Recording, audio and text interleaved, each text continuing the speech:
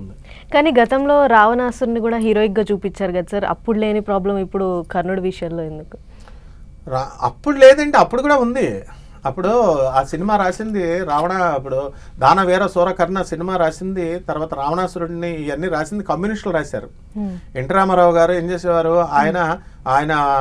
ఆయన పాత్రకు తగ్గట్టుగా దుర్యోధనుడి పాత్రలు కూడా వేస్తారు. ఇప్పుడు నాటకాలు వేసేవాళ్ళు ఇంతకు ముందు భీముడి పాత్రలు ఏరియళ్ళు అంతా దుర్యోధనుడి పాత్రలు వేస్తారు. అంటే దుర్యోధనుడు డైలాగ్ ఈజీగా ఉంటాయని. ఎప్పుడు కూడా హీరో పాత్రలు వేస్తే, మంచి వాళ్ళ పాత్ర వేస్తే ఎవరు చూడరు. ఫర్ ఎగ్జాంపుల్ నేను చెప్తాను. ఇప్పుడు ఒక అతను మంచివాడు అన్నారనుకో, ఒక అతను మంచివాడు అంటే పేపర్లో న్యూస్ చూస్తారమ్మా, వాడు 100 మందిని హత్య చేస్తాడంటే కానీ వెంటనే చూసేస్తాడు. ఇప్పుడు వైట్ షర్ట్ వేసుకుంటాం, వైట్ షర్ట్ ఎవడు చూడు, ఇక్కడ చిన్న నల్ల మచ్చ ఉందనుకో దాన్నే చూస్తారు. ఇది సొసైటీ యొక్క లక్షణం. కాబట్టి ఎన్టీఆర్ గారు, సీనియర్ ఎన్టీఆర్ గారు రావణాసురుడి కోసం వేసినప్పుడు అప్పుడు కూడా ప్రతిఘటనించారు.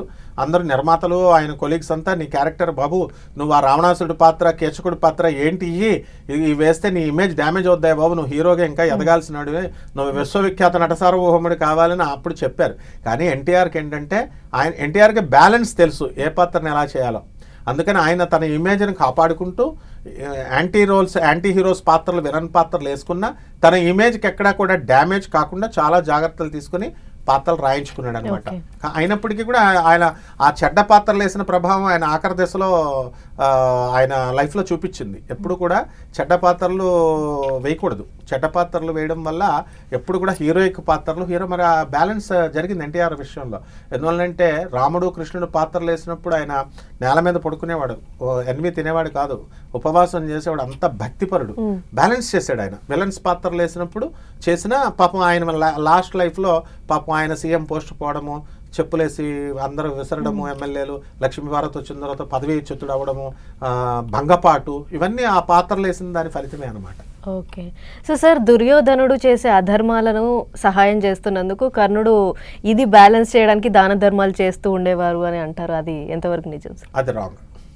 అది రాంగ్. ఆ కర్ణుడి గురించి మనం ఎప్పటికప్పుడు చెప్తూ ఉండేవాలి. అది పుట్టుకతో వస్తుంది దాన గుణం. ఈ బ్యాలెన్స్, ఆయన ఏం బిజినెస్ మ్యాన్ కాదు, మహేష్ బాబు కాదు ఆయన, ఎవరు కర్ణుడు. అసలు ఈ పాత్ర ఎవరికి ఇచ్చారు? ప్రభాస్కి ఇచ్చారా?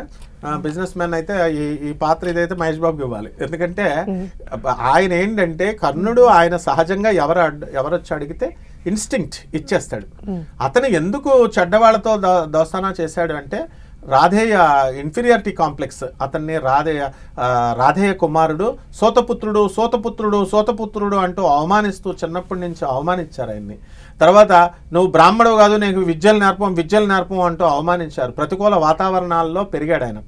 అయితే అప్పుడు దానికి ఎవర్షన్ వచ్చేసి ఎనిమిటీ సొసైటీ మీద డెవలప్ చేసుకుని ఒక రకమైన ప్రజల మీద ఎవర్షన్ తెచ్చుకుని చెడ్డవాళ్ళతో దోస్తానా చేశాడు. కానీ అదే కృష్ణుడు క్లారిటీ ఇస్తాడు కర్ణుడికి, నేను కూడా నీకులాగా పెరిగాను రా, నేను వెళ్ళి చెడ్డవాళ్ళతో తిరిగానా, నాకు కూడా తల్లి లేదు, తల్లిదండ్రులు కన్న తర్వాత నేను వేరే వాళ్ళ చేత పెంచబడ్డాను, చిన్నప్పుడే రాక్షసులు వచ్చేసారు, రకరకాల కష్టాలు నేను పడ్డాను, బట్ ఐ ఫాట్ ఫర్ ధర్మం వైపు ఉన్నాను. నిన్ను అధర్మం వైపు ఎందుకు వెళ్ళమన్నారు నిన్ను? That's why you are punished, నేను అందుకే నీకు పనిష్మెంట్ ఇచ్చాను అని చెప్తాడు కృష్ణుడు. ఎవరైనా సరే, మనమైనా సరే, కర్ణుడు, భీష్ముడు, ద్రోణుడు, కృపాచార్యుడు, అర్జునుడు కూడా ఎవరైనా సరే ధర్మం వైపు అయితే కృష్ణుడు ఇసిరేస్తాడు. ఇప్పుడు కృష్ణుడిని పాండవ పక్షపాతి అంటారు. పాండవ పక్షపాతి కాదు, ధర్మపక్షపాతి. అదే అర్జునుడు, అదే పాండవులు కనుక ధర్మం వైపు లేకుండా వాళ్ళు అధర్మం వైపు ఉంటే పాండవులను కూడా ఇసిరేస్తాడు కృష్ణుడు. వాళ్ళు ధర్మం వైపు ఉన్నారు, అది పాండవుల యొక్క క్యారెక్టర్. వాళ్ళ తల్లిని రక్షించారు, తల్లిని గౌరవించారు, పెద్దవాళ్ళని గౌరవిస్తారు. ఇప్పుడు మనకు ఇలా పాండవులు వచ్చారనుకో, అర్జునుడు మనకు నమస్కారం పెడతాడు, కర్ణుడు పెట్టడు. నెక్స్ట్ రెండోది వెంకరమ్మ నమస్కారం అంటాడు. నెక్స్ట్ ఇంకోటి కూడా చెప్తాను, ద్రౌపది స్వయంవరం జరుగుతున్నప్పుడు కర్ణుడు వెళ్ళి అది ఆయుధం, ద్రౌపది స్వయంవరం ధనుస్సును ఎత్తుతుంటే ఇబ్బంది పడుతుంటే మిగతా వాళ్ళు ఉంటే ఎత్తగలిగి అది రెడీ అవుతాడు. శబాస్ అని అర్జునుడు మెచ్చుకుంటాడు.